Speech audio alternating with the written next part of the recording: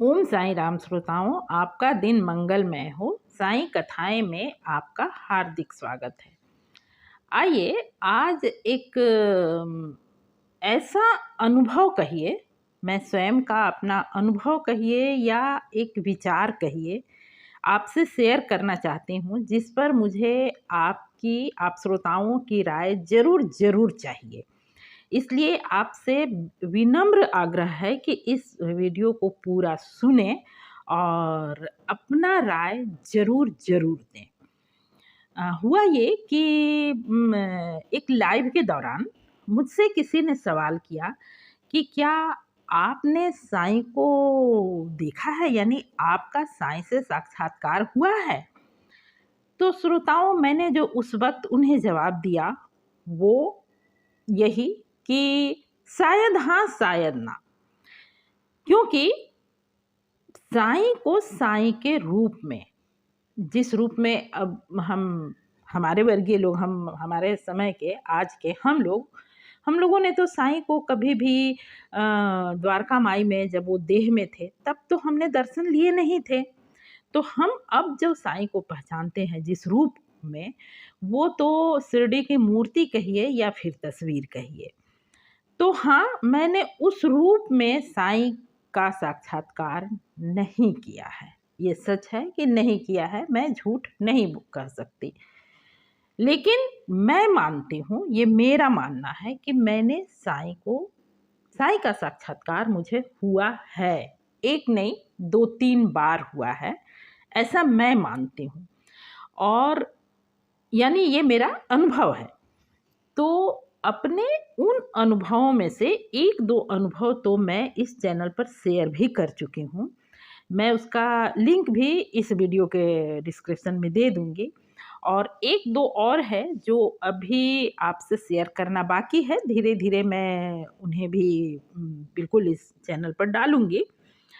पर जो 2 दिए जा चुके हैं वो उन्हें, क्योंकि साक्षात्कार यदि कहें, मैंने बाबा का दर्शन जिस रूप में भी किया है उन्हीं 2 रूप में किया है। एक आध जो और है उसमें मैंने बाबा को सिर्फ अनुभव किया था, किसी भी रूप में मुझे दर्शन उस रूप में नहीं हुए थे। मैं वो बाद में आपको जब डालूँगी तो आप समझ पाएँगे, उसका वीडियो जब डालूँगी। पर अभी मैं उन दोनों का थोड़ा-सा संक्षेप में आपसे वर्णन इस वक़्त ज़रूर करना चाहूँगी, और करना ही होगा, तभी आप समझ पाएँगे, क्योंकि मुझे तो आपका जवाब चाहिए। तो मैं थोड़ा-सा बताऊँगी 2-4 लाइन में शॉर्ट में, तभी आप समझ पाएँगे। एक बार तो ये साईं एक्सपीरियंस ऑफ साईं नाम से जो प्लेलिस्ट है उसमें ये सारे मिल जाएँगे, पर मैं लिंक भी डालूँगी अभी मैं जो बता रही हूँ।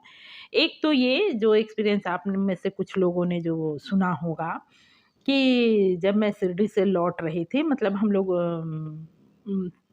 5-6 लोग थे, तो हमारे साथ हमारे एक बेहद मतलब अस्वस्थ संबंधी भी थे हमारे। उनको लेकर हम जब लौट रहे थे तो हमारी ट्रेन, हमारी ही थोड़ी-सी भूल के कारण कहिए कि बिल्कुल छूटने वाली थी कोपरगाँव से। उस वक़्त कोपरगाँव ही स्टेशन हुआ करता था, शिरडी का स्टेशन नहीं था।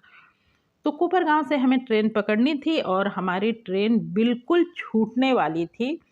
उस वक़्त बिल्कुल अद्भुत तरीके से किसी ने आकर हमें हमारी ट्रेन पकड़ाई। वो आप वहाँ उस वीडियो में सुन सकेंगे। इस वक्त मैं पूरा बताऊंगी तो वीडियो लंबी हो जाएगी। तो जिन्होंने, और एक चीज़ बिल्कुल बताना ज़रूरी हो जाता है कि वो रात के 12 बजे का समय था और महीना था जनवरी का। तो आप बताइए, और उस समय की ये बात है जबकि शिरडी में स्टेशन भी नहीं हुआ करते थे।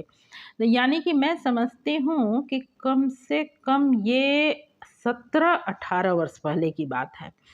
तो आप सोचिए कि 17-18 वर्ष पहले और रात के 12 बजे कोई भी व्यक्ति किसी को स्टेशन पर आकर ट्रेन क्यों पकड़ाएगा एक अनजान शहर में, और वो व्यक्ति हमारे पहचान के कोई भी नहीं थे। बिल्कुल जिस तरह से, जिस अद्भुत तरीके से उन्होंने हमें ट्रेन पकड़ाई, वो हम मानते हैं कि वो बिल्कुल साईं ही थे। तो हमारे पूरे परिवार, हम जो लोग भी थे, हम सभी लोग आज तक मानते हैं इस बात को कि वो बिल्कुल बाबा ही थे जो हमें कोपरगाँव तक आकर उन्होंने हमें ट्रेन पकड़ाई थी। तो ये एक अनुभव है जिसमें कि हम मानते हैं कि हमें बाबा के दर्शन हुए। अब इसे आप साक्षात्कार माने ना माने, पर हाँ, हमें बाबा के दर्शन हुए। पर यदि ये कहें कि साईं को हमने साईं के रूप में देखा, तो नहीं। साईं को हमने जिस रूप में तस्वीर और मूर्ति देखा है, उस रूप में तो नहीं दिखे थे। ठीक है, वो एक। और एक बार का अनुभव और है, जो कि अचानक, वो भी रात के 10 बजे का वक्त था और मेरे पति, हम कहीं से लौट रहे थे, सड़क पर उन्हें चक्कर आ गया था। और उस वक्त भी, वो भी ठंडा का दिन ही था, शायद दिसंबर का महीना था। और ठीक से मुझे वो तारीख याद नहीं है, दिन याद नहीं है, पर हाँ, ठंड का मौसम था। इतना मैं पूरी तरह कंफर्म हूँ कि ठंड का मौसम था, क्योंकि हम लोग शाल स्वेटर वगैरह लिए हुए थे, इतना मुझे याद है। तो वो भी 10 बजे का समय था और ठीक अपने कॉलोनी में ही, लेकिन घर से कुछ दूरी पर, मेरे पति को अचानक से चक्कर आ गया था। और उस वक्त वहाँ, वो जिस जगह, जिस सड़क पर चक्कर आया था, वो लगभग सुनी ही कह लें, ऐसा वक्त वो जगह था। और वहीं से एक रास्ता पर आगे जा कर के बाबा का वो मंदिर पड़ता है जिस मंदिर से हम लोग जुड़े हैं। वो उसी के मोड़ पर हमारे साथ ये हादसा हुआ था कि इन्हें अचानक चक्कर आ गया था। उस वक्त भी बिल्कुल अचानक से कोई व्यक्ति हमारे सामने प्रकट होता है। उन्हें मैं दूसरी तरफ देख रही थी और दूसरी तरफ से कोई आ करके, और पति तो बिल्कुल उस अवस्था में थे नहीं कि वो देख पाते कि कौन आया, वो तो बिल्कुल सड़क पर बैठ गए थे। तो दूसरी तरफ से किसी ने आकर आवाज़ दी कि अरे क्या हो गया, क्या हो गया, इन्हें पानी दीजिए। और पानी का बोतल पकड़ाया मुझे। तो उन्हें मैं आते हुए नहीं देखी, पर वो दिशा वही था जिस दिशा से कि आगे जाकर मैंने बताया कि वो मंदिर पड़ता है। उस वक्त हम नहीं पहचान पाए, लेकिन बाद में हमने खूब अनुभव किया, क्योंकि इन्हें पान खाने से चक्कर आया था। जर्दा पान शायद ये खा लिए थे, जिससे उन्हें चक्कर आया था। हम इसलिए इस बात को मानते हैं, हम कहने से मतलब हम दोनों इसलिए इस बात को मानते हैं कि वो बाबा ही थे, क्योंकि उन व्यक्ति ने मुझसे ये पूछा नहीं कि इन्हें चक्कर क्यों आया।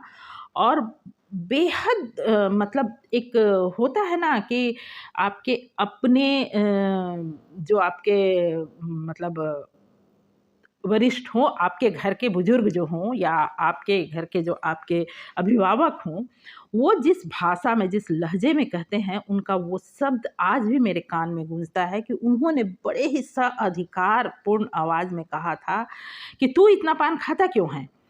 उस वक्त तो हड़बड़ाहट में हमें नहीं इस बात का भान हुआ, पर बाद में जब सब कुछ ठीक हुआ और हम ये बात को समझे, तो मुझे ख्याल आया कि उन्हें कैसे पता कि आपने पान खाई थी? उन्होंने तो मुझसे पूछा नहीं।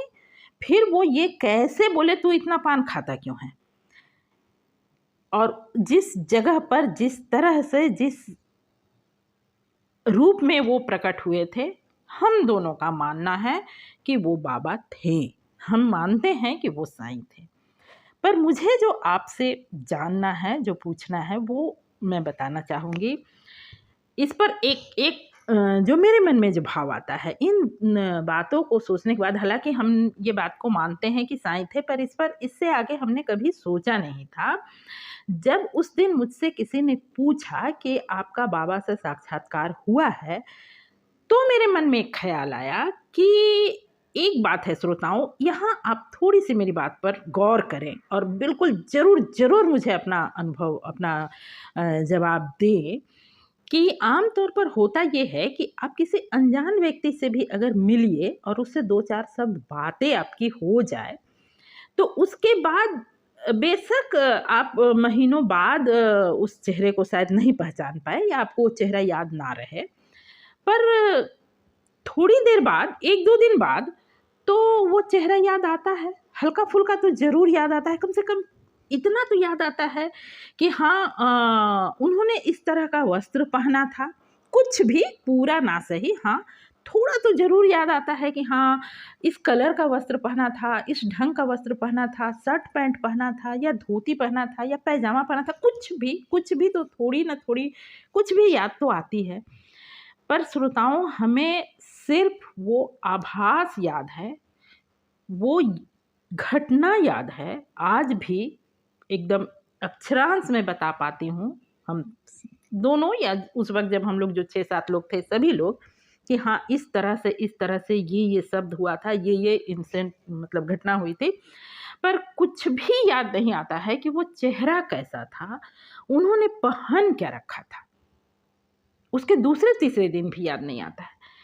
इस बात पर मैं अब मुझसे जब ये पूछा गया उसके बाद मेरा ख़्याल गया है। इससे पहले मैं इस बात पर ध्यान नहीं दी थी, लेकिन अब मेरे मन में ये बात आई और अब जो मैं आपसे बताना चाह रही हूँ, जो मैं सोचती हूँ, संभवतः आप इससे सहमत हो, संभवतः आप ना हो, पर प्लीज़, प्लीज़, प्लीज़ इन दोनों सहमति असहमति दोनों ही ज़रूर ज़ाहिर कीजिएगा कि मुझे लगता है ऐसा कि देखिए, बाबा जब शिरडी में देह रूप में मौजूद थे, उस वक़्त भी ये उनके बहुत से भक्तों ने अनुभव किया कि साईं उनके सामने द्वारका माई में बैठे होते थे और उसी वक़्त कोई और व्यक्ति आके बताता था कि कोसों दूर उस व्यक्ति ने अपने समक्ष साईं को पाया। पर तब भी किसी ने ये नहीं कहा है कि उसने साईं को साईं रूप में ही पाया। आप रामलाल सचरित्र का मैं ये चरित्र सबका नाम ले रही हूँ, सचरित्र में जो वर्णन है 2-3 उसका मैं यहाँ पर उदाहरण देना चाहूँगी। जैसे रामलाल पंजाबी एक है, उनका भी एक वर्णन आता है कि उन्होंने बाबा को एक फ़कीर के रूप में दर्शन किए थे स्वप्न में। वो भी एक फ़कीर के रूप में दिखे थे, कभी भी बाबा साईं के रूप में नहीं दिखे थे। एक अनुभव और है जो जागृत अवस्था में है, उनका नाम मुझे याद नहीं आ रहा है, पर सचरित्र में है, आप में से जो लोगों ने पढ़ा होगा वो उन्हें ज़रूर पहचान पाएँगे। बाबा के एक अच्छे भक्त थे, उन्हें दौरे पर जाना था, वो दौरे पर गए और उस वक़्त उनके घर एक फ़कीर, एक संत आए, जिन्होंने दक्षिणा माँगी। उनकी पत्नी ने उन्हें ₹1 दक्षिणा दिया था, जो कि उनका दौरा कैंसल हुआ, वो लौट के आए और उन्होंने फिर से उन्हें तलाश कर ₹10 दक्षिणा दी थी। ये आप में से जिन लोगों ने पढ़ा होगा उन्हें ज़रूर याद आएगा। तो उस वक़्त भी ना उनकी पत्नी ने तो हालाँकि साईं के दर्शन तब नहीं लिए थे, पर उन्होंने दर्शन लिए थे।